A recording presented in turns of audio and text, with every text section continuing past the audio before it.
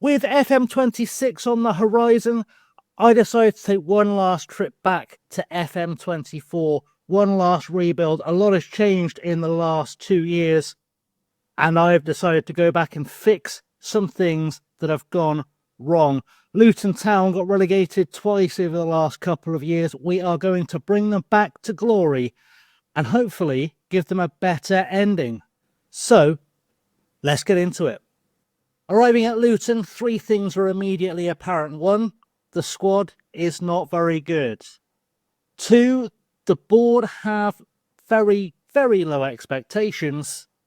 And 3rd, so do the media. This was going to take a miracle to turn this around. So I set to work in the transfer market, bringing in Mika Marmot from Andorra to play at centre-half.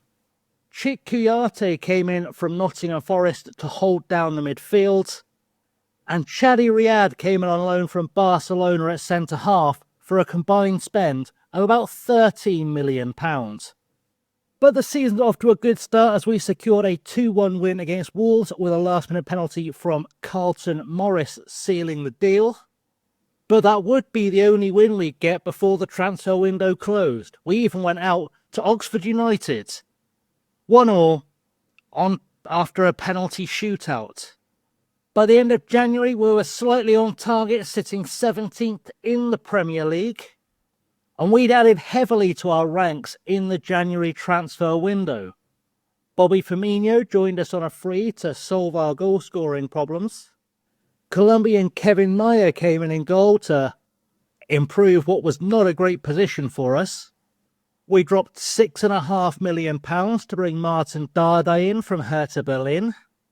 And Kasper Tengstedt joined us on loan from Benfica to add yet more firepower up top. And by the end of the season, we've managed to maintain survival, 17th in the Premier League, despite losing on the final day to Aston Villa. The board gave us £30.5 million to spend on reinforcements going into Season 2, but we're going to have to find our own gap in the wage budget. So I set to work with another slew of transfers, among them confirming Kasper Tengstedt joining us from Benfica on a permanent, Karamoko Dembele joining us from Brest and immediately going on loan to Stockport, Sergio Carrera joins us from Celta Vigo for just shy of £10 million, and on frees, Callum Hudson-Odoi, Jamie Vardy and Bertrand Traore. They were joined late in the window by Sepp Vandenberg from Liverpool, John Pacheco from Real Sociedad, and Gabriel Schwinina on loan from Chelsea. By January, a miracle didn't look out of the realms of possibility as we sat 6th in the table and we had a few new reinforcements to help us fight through to the end of the season. Joe Rothwell joined us from Bournemouth for £1.9 million. Michael Fuller-Unshute came in from Napoli for £1.5 million. Firmino joined us on loan from Barcelona, and Antonio Sanabria joined us on loan from Torino to give us even more firepower at the top line. And that was enough to ensure that we'd finish the season in 6th place in the Premier League and qualify for the Europa League for the first time, although our cup history isn't fantastic. But that meant £22 million in the bank for now, because things were about to change.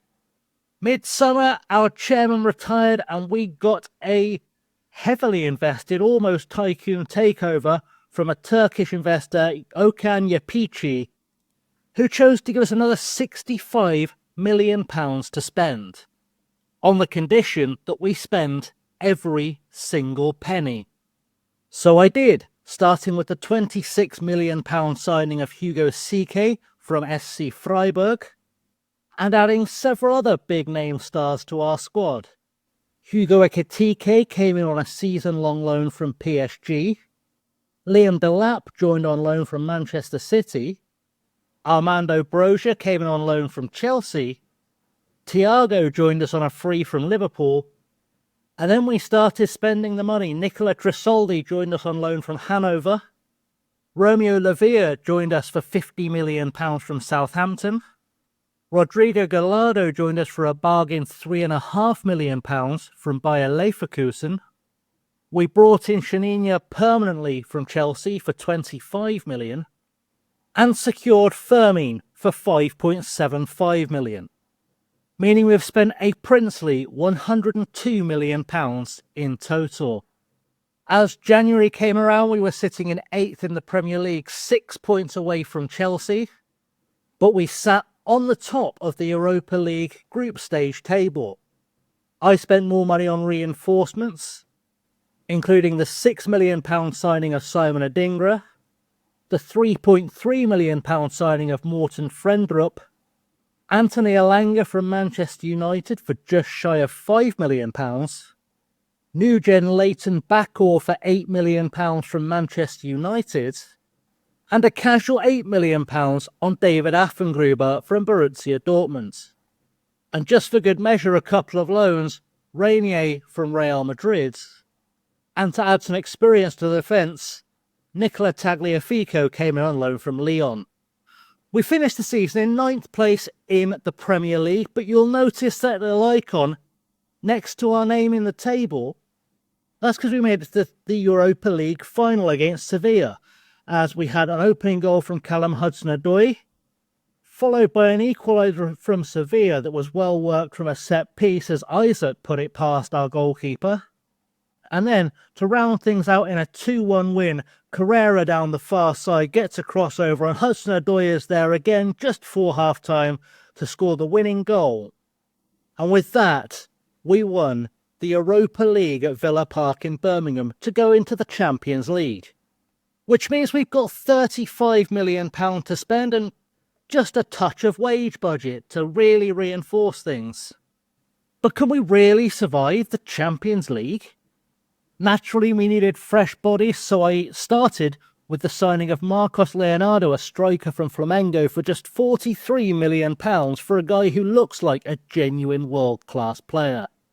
He was joined by 2 goalkeepers. First, the £6 million signing of Marco Kaneshi from Inter Miami, and then by future prospect Isaias Acevedo, an Argentine, for £9 million from Boca Juniors. Romelu Lukaku joined us on a free, having been released by Chelsea. Hugo Ekitike signed permanently for just shy of £20 million. Liam Delat also extended his stay at Luton with a £17.5 million move from Manchester City, and Renier became a permanent move on a free from Real Madrid.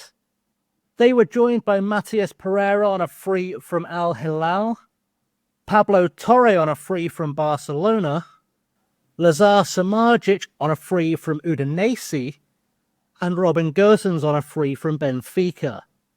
For good measure, we entered the loan market for Hector Fort from Barcelona, Ason Ouedraogo on loan from Bayern Munich, and Paul Wana on loan from Manchester City. And so, at the end of January, we sat 3rd in the Premier League table, just 4 points behind leaders Arsenal and 3 points behind Tottenham. In the Champions League, we scraped through to the playoff in 22nd place, and we'd add Lenny Yoro to the squad for £24 million from Lille. And even though we lost ground, we managed to finish 3rd in the Premier League in Season 4, 12 points behind Arsenal, but qualifying again for the Champions League. Which was a good thing because we'd been knocked out in the round of 16 by West Ham. So, armed with £49 million to spend, ignore the fact I'd already spent some of it here, we went through to the final season. But at least we claimed some gold in the meantime because we also beat Botafogo in the European South American Challenge. So with just 1 season left this rebuild, we had a little bit of work to do. We opened our summer transfer business by signing Mark Gerhai for £44 million from Crystal Palace. We then spent £21.5 million on Luciano Rodriguez from RB Salzburg. Augustin Giai joined us for £11.5 million from Bayer Leverkusen. Nikita Chesnikov joined us from Shakhtar Donetsk. Noah Carroll joined us from Brighton for £75 million. Noah Darvic joined us from Freiburg for £39 million. Leonardo Pereira joined us from Vélez Sarsfield. Frank Den Hartog joined us from Feyenoord for £8 million.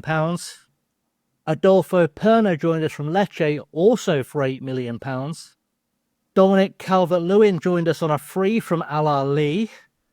Rooney Bargi joined us from Bayer Leverkusen for £42 million. Emi Martinez came in from Aston Villa on a free. So did Konrad Laimer from Bayern. And finally, Yadel Segura joined us for £7.5 million from Las Palmas. By January, we were starting to feel just a little bit of pressure. Although we were sitting 5th in the Premier League by the time February rolled around, it hadn't necessarily been the best of seasons for us. Panicking, I added Paulinho from Botafogo, Wesley Fofana for £72 million from Chelsea, Casemiro from Manchester United, alongside Rafa Varane. They cost me a combined £750,000, and Carlos Balaba from Lille for £78 million. We were still in the Champions League though. We finished 5th in the league phase, but with just 4 months of the season to go, we'd need a very, very special finish to this season. Unfortunately, it wasn't to be in the Champions League, as we lost 5-1 in the first leg of the semi-final against Inter, and despite a valiant effort, couldn't turn it around in Luton, winning 3-0 at home. In the FA Cup semi-final, Brighton opened the scoring with Tiani Reinders scoring from just outside the box. We managed to work our way back into the game though, with a well-worked goal setting up Marcos Leonardo for an equaliser.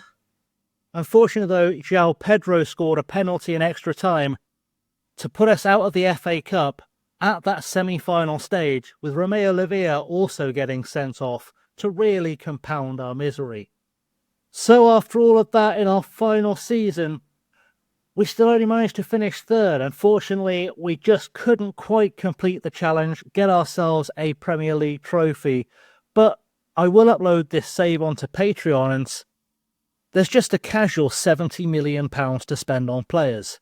So if you fancy the challenge, go check that out. But as I said in the thumbnail and the title, this is our last rebuild for FM24. I hope you've enjoyed it. Like, subscribe, ring the bell, leave comments down below. Let me know what you thought.